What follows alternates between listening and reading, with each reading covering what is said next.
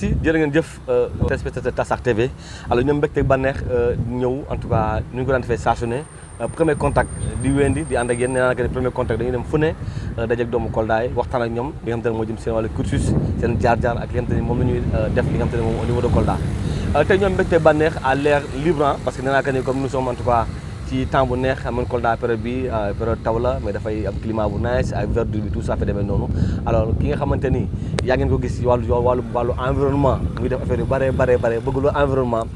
il n'a pas voulu que nekk ci biir salon mu préféré yu nekk am en l'air libre pour ngeen mën a en tout cas contempler li nga xam te mooy verdure bi alors ñu am mbégte ba ne dalal grand Seydou Diallo ñu gën koo xamee en tout cas voilà Zeyda ñun noonu la nga xamee parce que c'est un ancien nom bi nga xam te ne les gens vont se reconnaître ci li ñuy wax noonu alors kilifa gi ñu ngi lay nuyu. waaw Baba Tempo maa lay nuyu di la ziar di la remercier si sa teewaay fii donc di remercier ñi nga xamante ne ñoo ngi toog fii également di fekkee émission bi am yaakaar ne lépp luñ fi mën a wax rek dina jural njëriñ askanu Kolda ndax ñun amuñu lenn lu dul Kolda donc maa ngi leen di dalal vraiment di leen souhaiter bienvenue fii ngeen ma fekk wax nga dëgg xam nga wàllu environnement moom macha allah yàlla daf ñu jagleel nature bi nga xamante ne daanaka amul fenn ci Sénégal lu am Casamance fii ci wàllu garab ci wàllu gàncax donc nag baax na bu ñuy def émission yu mel ni nga xamante ne ñëpp a koy seetaan ñu wane ñu nit suñu taaru dëkk que ne garab yi bokk na ci di ci sant yàlla bu baax a baax waaw. merci. Alors Seydou Diallo bu ñu ko waxee xel dem ci en tout cas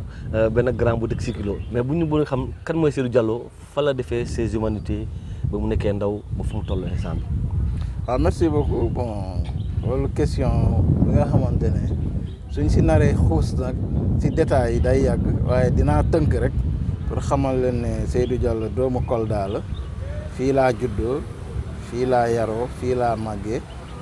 maa ngi jàngee fii école élémentaire bu Sikilo Yoro Takko Balde fii ensuite jàngee lycée Alpha Molo Balde boobu lycée bi mu ngi fële ci pont bi Bantangel dem université Cheikh Anta Diop ensuite jóge foofu dem école normale supérieure bu Dakar doon def formation jàngalekat ma nekk professeur français ñu yóbbu ma fële ca Joal ci sama jaam séeréer yi servir naa foofu daanaka 11 ans ma fa jógee nag si la am détachement si mbaaxu sama xarit monsieur le ministre Abdoulaye Bibi Baldé détachement ministère de l'agriculture ba mu nekkoon donc depuis boobu daal ma dugg si administration bi jóge foofu dem ministère du plan il faut dem ministère de l'environnement donc nekkoon foofu directeur éducation et formation environnementale alors bu weesoo si wàllu woowu donc maa ngi am ay lijaasa si ay fànn yi nga xamante ne si wàllu communication la am ci lu ñu naan master 2 donc am aussi master en décentralisation bi nga xamante ne maa ngi ko defee woon France ci dëkk bu ñuy wax Lyon université Jean Moulin III bu Lyon am aussi diplôme MBA bu nga xamante ne en administration et gestion fële ca université am ci centre africain d'études supérieures mooy CESAC en management mooy CESAC donc am aussi master passation des marchés publics donc nag yemuñu rek si suñu métier maanaam mooy jàngale waaye dañu gëm ne doomu aadama toujours da ngay jéem a wut lu la jëmale kanam wut xam-xam gannaaw sax yenent bi dégle na ne nañu jaral wuti xam-xam ba Chine donc nag duñ si xool suñuy aat duñ si xool fu ñu toll si wàllu social waaye toujours fépp foo xamante ne rek mun nañu yokkal dinañ dem wuti ko wuti xam-xam boobu pour lenn rek mun a fexe ba liggéey bu ñu mënta dénk rek ñu def si suñu kéemtalaay kattan ba am ci résultat yoo xamante ne njëriñal ñëpp lay doon. donc voilà en résumé daal ci tënk lii mooy voilà Seydou Diallo daal. Alors Seydou Diallo relation ak li nga xam te ne moom ndaw ñi d'abord déjà parce qu'on a vu que autour de toi il y a beaucoup de jeunes yi nga xam te ne dañ ko am relation est-ce que c'est par rapport ak li nga xam te mooy coaching bi ngay incarné par rapport ak li nga xam te moom mooy management bi ngay incarné moo tax nga am contact boobu ak ndaw ñi. waaw xam nga yow laaj boobu xam naa da nga bëgg rek askan wi xam si dara waaye yow sax mun nga si tontu ndax man depuis bu ma nekkee élève fii si lycée bi fii toujours damay bëgg di jege ndaw ñi samay moo xam samay rakk moo xam samay morom donc di bokk si ay activités yu bëre donc yow sax bi ngay nekk ci aar bi si ñi nga xamante ne groupe bi nga xamante ne si nga doon yëngu temps xale donc bokkoon naa si ñi nekkoon seen manager donc loolu soo tax sax suñu relation weesu na métier bii ngay def nii man ak yow démb la woon donc nag esprit boobu laa am depuis lors looloo waral tey bu ma demee ba dugg ci politique bi c'était pas compliqué pour xale yi wër ma pour xale yi jege ma ndax man loolu laa xam loolu laa gëm dama yàgg di toog ak ñoom plaisir la si man di toog di jotaay ak ñoom di waxtaan di naan ataaya parce que xale yi aussi boo leen jegewul doo xam seeni jafe-jafe boo leen jegewul doo xam lu ñuy dund donc nag moo tax li ma doon def démb donte tey situation sociale bi bokkul ak liggéey bi ak yenn ñàkk jot bi aussi yëpp mu ngi fii mais saa yu ma ñëwee Kolda rek dinaa fexe ba di toog ak ndaw ñi di waxtaan ak ñoom voilà di xam lu ñuy dund bokk ko ak ñoom. alors monsieur Diallo nga jàng bi nga xam te ni maanaam te ni bu ñu ko tënk tey ci li nga xam te ne mooy ci lijaas yi nga am nga nekk un cadre bi nga xamante ne tey askan bi lëmp ñoo la soxla nga def ci toftal politique alors est-ce que politique bi de nekkul benn frein bi nga xam te ne tey ñëpp ñu la soxlaa tax na mu nekk barrière bi nga xam te ne par rapport ak askan wi. waaw xam nga politique mooy loo xamante ne da nga koy def du pour métier waaye da nga koy def pour bokk ci instance yi ñuy décider nga toogal fa yooyu sa gox lépp loo xamante ne dañ koy waxtaanee moo xam lu jëm ci réew mi moo xam lu jëm ci sa gox yooyu nga am ci kaddu bi nga ciy joxe bu dee wàll aussi bi nga ci war a jël nga jël ko yóbbul ko sa gox looloo tax nag ñu sonn ci di ci yëngu di fexe suñu gox bi jëm kanam ndax xam nga ne Kolda on a un peu été défavorisé géographiquement par rapport ak capitale Sénégal donc xaaw na sori Dakar waaye doom Kolda dañu am jom am fulla fayda jóge fu sori donc fexe ba vraiment suñuy liim nit ñu baax ñi ci Sénégal fii doom Kolda dañ ciy bokk donc loolu di mbégte bu rëy a rëy parce que c'était pas évident des fois da ngay gis ku am bac dem Dakar du am tuteur mbaa boo amee tuteur vraiment conditions yi ngay nekkee foofu conditions yu métti ñun fii macha allah kër yi yaatu nañu nit ñi vraiment ils sont chaleureux fii ñun ñëpp benn lañu donc soo jógee si lu mel noonu nga dem feneen ñoom ñu am nu ñuy dundee day xaaw a métti si yow léegi la aussi y a un problème de moyen njàng mi day métti université Sénégal daanaka ndaw yëpp a fa daje si jamono yooyu donc day compliqué donc vraiment loolu tax nag ñu ni dañuy xar suñu tànk tubéy bokk fépp foo xamante ne rek dañ fay décider ñu toog foofu pour suqali suñu gox jàppale suñu gox mooy Kolda. alors nga nekk ci benn groupe bi nga xam ne groupe politique la mais ñu gis ne que li nga war a am joxuñu la ko yaa ngi toog sa coin jàpp sa ñàmb mais n'empêche yaa ngi investir ci sa biir quartier pour ñu mën a gën a mën la en tout cas njëriñ sa gox. alors tey politique bi nga gis ak Kolda xiiro bi ngaar bi tamante dëmb bi écarté parce que tu es l'ami du bi parce que vous avez suivi tous affaire demee noonu alors tey bu nga toogee à tout ce temps là ban analyse nga def. xam nga ñun d'abord ay jullit lañu dañoo gëm yàlla gëm destin xam ne jaam bi moom lépp lu mu am ci bànneex mu santee ko yàlla bu ci amee naqar aussi mu santee ko yàlla donc yàllaa yor lépp kenn yorul da koy jaarale ci nit rek yow nga jot ci donc nag soo ñu la tàbbee fenn nga nekk fa bés bu ko yàlla jeexalee da nga fay jóge waaye si nga ko gën a war a sant gën a war a gërëm ndax yàlla suy defar day mel ni koy yàq donc boo amee nattu boobu noonu da nga koy gën a fonk parce que loolooy tax dara du la jaaxal parce que nous on n'est pas né sur un plateau d'or donc dañu xam luy galère xam luy coono am jaar-jaar ba àgg fu ñu àgg donc nag suñu nekkee fenn fi wax dëgg yàlla moo xam poste yu kawe bu ñu fa wàccee aussi du ñu jaaxal daal parce que ñam nañu côté yëpp donc na wax dëgg yàlla dañ koy sante yàlla di xaar lu mu ñuy defal ëllëg buñ jotee rek dinañ si jot donc wax dëgg yàlla loolu moom amuñu si benn problème politique bi aussi engagement buñ si am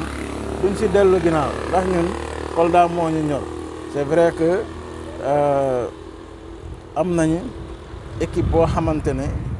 wax dëgg fa yàlla équipe bu suudee la woon boo xamante ne ñëpp ñoo leen naw ndax ay nit yu responsable kenn xamu leen si xiiro kenn xamu leen si ŋaayoo kenn xamu leen si ñàkk teggi ndax ñàkk kersa donc boo bokkee si équipe bu mel noonu di xeexal pour sa gox toujours da ngay am espoir que ne day gën a baax te bu jotee ala kulli xaal moom keroog moom li nga war a jot yàlla moom dina la ko jox. alors donc lii jaaxaluñu daal. est-ce que c'était pas aussi tamit le fait que nga def benn meeting bi nga xamante ni dafa susciter beaucoup de polémiques autour de ça parce que déjà Seydou mi ngi décliner sa feuille de route il est en tout cas candidat voilà il est en tout cas un prétendant soi-disant bëgg a nekk benn poste est-ce que ça pas loolu moo tax mbir mi gën a compliqué sa carrière politique. waaw xam nga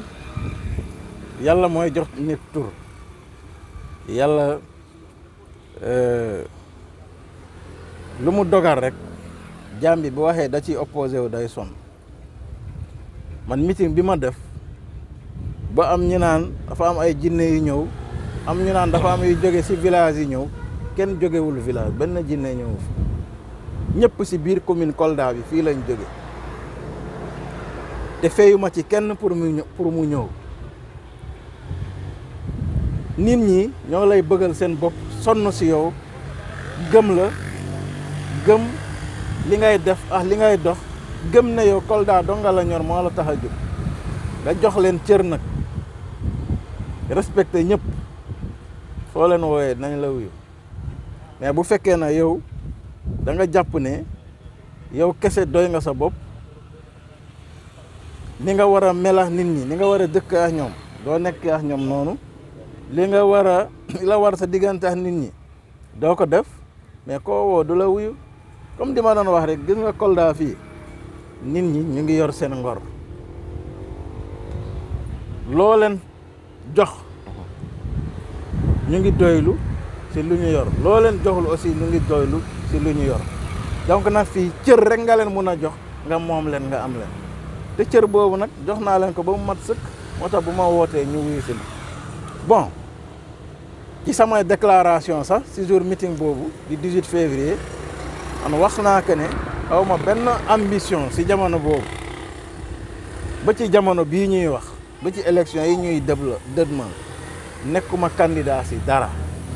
su ma nekkoon candidat loolu bu jotee yéen presse bi yëpp laay woo ma toog def sama point de presse déclarer sama candidature man ku ma xam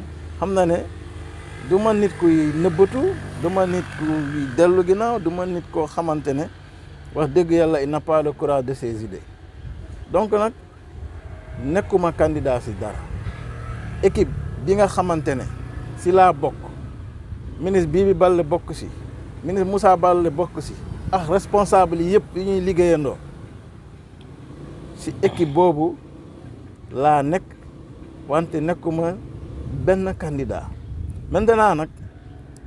yow ci sa bopp constaté nga ay jafe-jafe yu xaaw a am ci équipe boobu ay seytaane yoo xamante ne fekkeewuñu démb xamuñu jaar-jaar équipe bii ay nit ñoo xamante ne amaana sax contre ñun la ñu voté woon 2014 ci local yi ñoom tey comme gagné nañu ñii ci mbaaxaay président de la république yàlla dogal ñu tàbb leen nit ñi na ñëw bëgg créer division ci équipe bi ma jóg nag taxaw xamal leen ne lii suñu bàyyee mu wéy ñun ñëpp ay rëccu ndax fii nul n'est aussi fort pour gagner seul Kolda esprit d'équipe ak mbooloo ak dajale suñu doole bu ñu mus a am gëm ko ba di gagner fii élection yu nekk nañu continuer ci loolu seetaane nag fu nekk daf fay dugg waaye ñun ñoo war a am grandeur am hauteur d'esprit boo xamante ne kenn mënul ñu féewale parce que nag wax naa leen ko ñoom ñëpp ma ne leen su ngeen seetaanee ba lii am tooñ ngeen ñi bu boobaa nag on va tirer toutes les conséquences parce que lépp loo xamante ne xew na ci ëllëg rek yéen la parce que am ngeen maturité bi nga xamante ne ak pataliku démb dañu sonne woon fii kenn gëmuñu woon ba ñu falu su ngeen sàgganee loolu foowee ko ba mu jóge suñuy loxo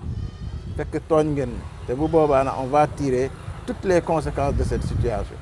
alors ñu gis ni que li nga xamante ne bu ñu ubbee liste électorale ba léegi tooguloo benn yoon yaa ngi def porte à porte yaa ngi dugg dem xool li nga xamante ne moom mooy bindu fu mu toll est-ce que da ngay préparer benn nouveau électorat bi nga xamante ni dafay bokk ci li nga xamante ne mooy mouvance présidentielle bi nga xamante ni maanaam ci coalition pour mën a jàppale li nga xamante ne moom mooy en tout cas seen candidat. waaw xam nga élection kenn du ko gagné ci théorie wala ci toog ci garab bu sedd bii di naan ataaya kenn du ci gagné élection pour nga gagné ko sa tànk bi moo tax nga gagné ko da ngay dox dugg ci biir nit ñi di xam lu ñuy dund di xam lu ñuy luy seen jafe-jafe di waxtaan ak ñoom di leen convaincre présenter leen loo xamante ne wax dëgg yàlla dinañ ko mën a gëm pour jàppale la ëllëg donc man loolu laa mus a gëm terrain mooy li ma la wax sànq rek ci meeting bi ñëpp a ngi ne meeting bi musul am Kolda fi musul am Seydou ay liax lii la def ay jinne ak ay waa kaw ga la indi fii benn militant jógewul kaw ga mais sama tànk bii di dem seeti nit ñi di waxtaan ak ñoom looloo tax ñu ñëw wuyu si ma te loolu laa gëm maintenant nag dafa am ñoo xamante ne seen at mu ngi soog a jot pour ñu voter mooy les primo votants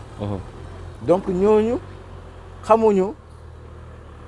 peut-être enjeu bi à importance à intérêt dem di voter il faut que ñooñu aussi ñu xamal leen ko pour ñu dem bindu ji bu ñu demee bindu ji bu bésu vote bi jotee ñu dem vote tranquillement ñoo voter tranquillement ñoo ñibbi si seen kër ñi nga xamante ne aussi nekkuñu fi woon ñu ñëwaat ñu doon voter feneen ñooñu également dañuy dem dañ leen di inciter ñu dem bindu changer seeni lieu de vote sinon dañuy toog fii rek ñu yor carte mais carte bi du am njëriñ parce que du ñu mën a voter fi donc liggéey boobu yëpp la ñu nekk di def pour élection yi di ñëw nga xam ne on mettra toutes les chances de nos côtés. alors relation monsieur Diallo Seydou ak les autres partis ak ñi nga xam te ñoo nga bëgg a parti yéen relation nga am ak ñoom. bon wax dëgg yàlla moom aw ma ñoom benn xarma yàlla cër la ñuy joxante ba mu mat sëkk respect ak considération ndax nag am nañu benn dénominateur commun mooy Kolda adversaire dafa baax ci lépp loo gis parce que dalay ñaax yow nga gën a góorgóorlu nga gën a liggéey nous ne sommes pas des ennemis te munoo tere nit aussi mu am ambition munoo tere nit mu bëgg li nga yor mais yow yaay fexe ci say pexe ci sa njàmbarte ci sa góorgóorlu ba moom du jël li nga téye ngeen def ko vraiment de façon républicaine ngeen def ko ci fair play ci joxante cër ndax kii di wut li nga yor xëj na moom it lu ko ci ñor rek mooy gën a taxawu suñu gox muy Kolda yow mi nga xamante ne aussi yaa ko téye bëgg ko ñu wóoluwaat delloo la ko c'est pour nga yokk li nga doon def donc on a boo xoolee am na les mêmes ambitions mooy goxu Kolda gis nga fii ku sa jëmm tax a jóg wax dëgg yàlla am nga li nga suturloo loo xamante ne war nga si mën a dund décemment ndaxte politique nag dañu waxante dëgg yombul dañ la siy saaga dañ la siy xas dañ la siy tuumal di la dëkkal foo xamante ne dëkkoo fa di la sosal yu ne waaye da ngay muñ rek lu ne da nga koy dégg nag mais da ngay muñ ndax Kolda moo ñu ko jaral am na ñoo xamante ne sax dañ la siy sànni ay mauvais sort yooyu yëpp am na ci politique parce que am na ñoo xamante ne dañuy jàpp ne politique xeex la guerre la ñu fàtte ne yàllaay maye ñu fàtte ne ñun ay jullit lañu dañu am gëm-gëm jullit warul def lu ñaaw wala di dox lu ñaaw am na ñoo xamante ne xamuñu ko donc nag man damay ñaax ñëpp bépp doomu Kolda moo xam ñii téye moo xam ñii bëgg li ñeneen ñi téye nañu fexe ba jàmm xaj seen diggante ci yéene bi ci doxalin bi ku nekk yéene sa morom jàmm ndax loo yéene sa morom nag loolu ngay am mënoo yéene sa morom safaan nga am jàmm loolu mënul nekk yàlla Dieu n'est pas injuste voilà donc nañu fexe ba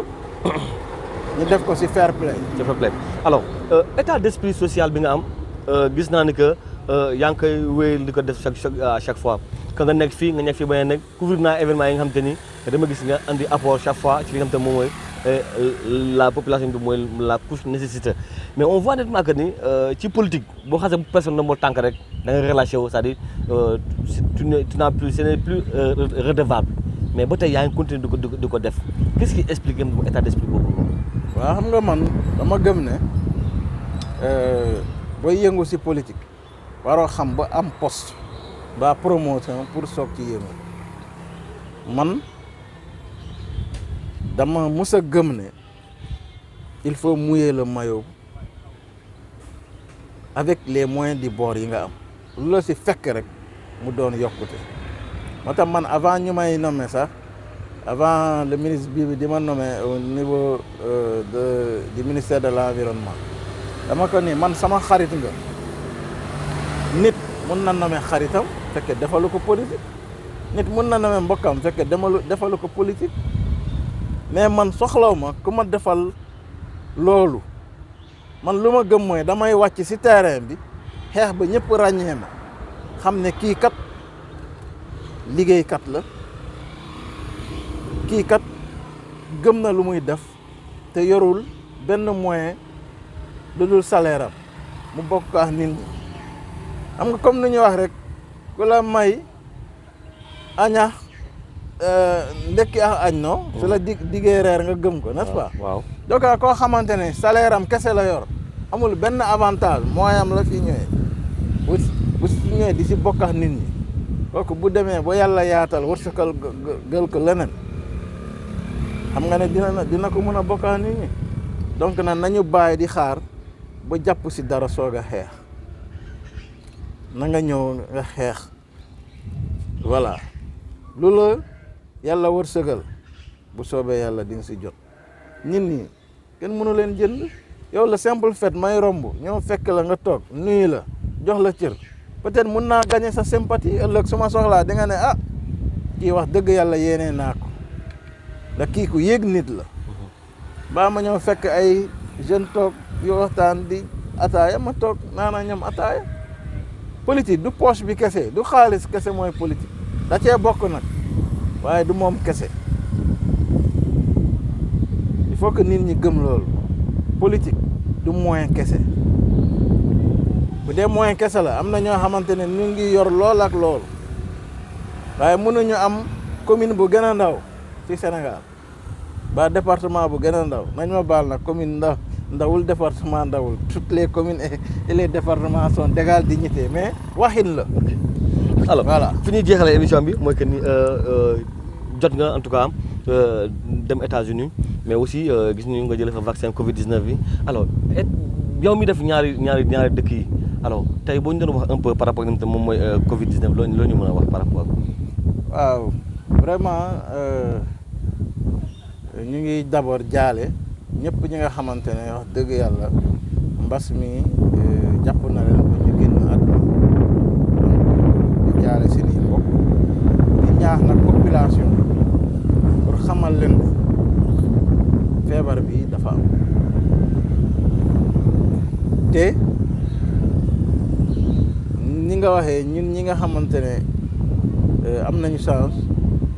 mbir mi fekk ñu Amérique ba ma ñàkk foofu su ma fekkoon fii aussi fii laa doon ñàkk mais yàlla dafa dem mu fekk ma foofu nit ñi duñ ko kafee ñoom xam nga discipline dafa baax si loo gis amul benn njiitu réew ci àdduna bi buy indi ay vaccin pour rey population am nañu waxante dëgg réew bokk na si lu tax ñu naan réew population bu dul suuf si ak leneen donc kenn du ñëw di rey population tey mënuma comprendre boo feebaree nga dem hôpital ñu bindal la garab nga dem pharmacie jënd ko moo xam piqûre la moo xam garab bu ñuy naan yow fekkee woo fu ñu ko defaree yow gisoo fu ñu ko defaree nga gëm garab boobu naan ko mu faj la nga dégg ma riirandoo rek naan vaccin yi baaxul loolu si ñàkk maandu la bokk nga doomu aadama day maandu te ngay seede loo fekkee mbaa lu la wóor vaccin yi kenn waru ko ŋàññi nit ñi ko defar c'est des milliards qui ont été investis te preuve yaa ngi fii vaccin yi ñooy wàññi les cas positifs parce que adduna bi fa la jëm te virus bi ay variant lay def xam nga déggoo woon delta waaye delta bu mu ñëwee ñi nga xamante ne gëmuñu ko woon sax vaccin bi mbaa feebar sax dañu dem ba gis ku leen jege mbaa seen mbokk mbaa seen dëkkandoo am ko mu rey ko donc na nit ñi dem ñàkku ji ndax nit dina dee te ñàkkuwul donc ñàkku bi ñun ñëpp tey boo xoolee suñu épaule yi cicatrice yaay fii temps xale vaccin yu bëri moo ñu musal ci feebar yu bëri yoo xamante ne daan ko doon dégg ay lèpre ak ay polio ak yeneen yoo xamante ne déggatoo ko loolu vaccin moo ko waral donc nag vraiment ñu ngi gërëm aussi le président de la République son excellence Macky Sall ci farlu bu mu farlu ci xeexu mbas bi di féliciter aussi waa ministère de la santé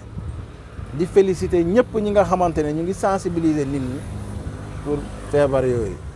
li may mujjee mooy di ñaax sama xarit sama doomu njaay Ablaye Bibi Balde Moussa Balde di sama mag ñu fexe ba seytaane bañ a dugg seen diggante ñu xam ne adduna bi lépp loo gis rek wërsëg moo la ko jox yàlla moo tuddoon ne fu ñu toog dinañ fa toog te ñu yéenee leen fa jàmm ak ndam donc nañu gën a góorgóorlu ñu doon benn ñoo xam ne ñoom it aussi ay magax rakk lañ seytaane nag moom du ñàkk seytaane du ñàkk waaye ñoom nañu ànd ak seen xel ak dal xam ne aussi yii yëpp après dañ koy nettali rek fii dara saxul fii lépp ay jeex.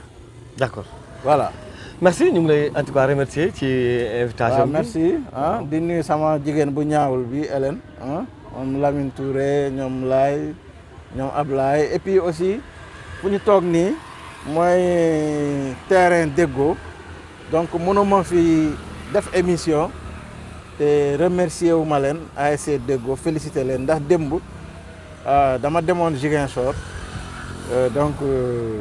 ñu woo ma di ma féliciter ma ne leen lu xew ñu ne dañ maa tabb seen président ASC donc muy honneur vraiment may ñaan yàlla may ma kattan ba nga xamante ne lépp lu ñu njort si man rek dinaa def lu raw ñoom seen njort donc nag di leen remercier di leen féliciter di leen xamal ne incha allah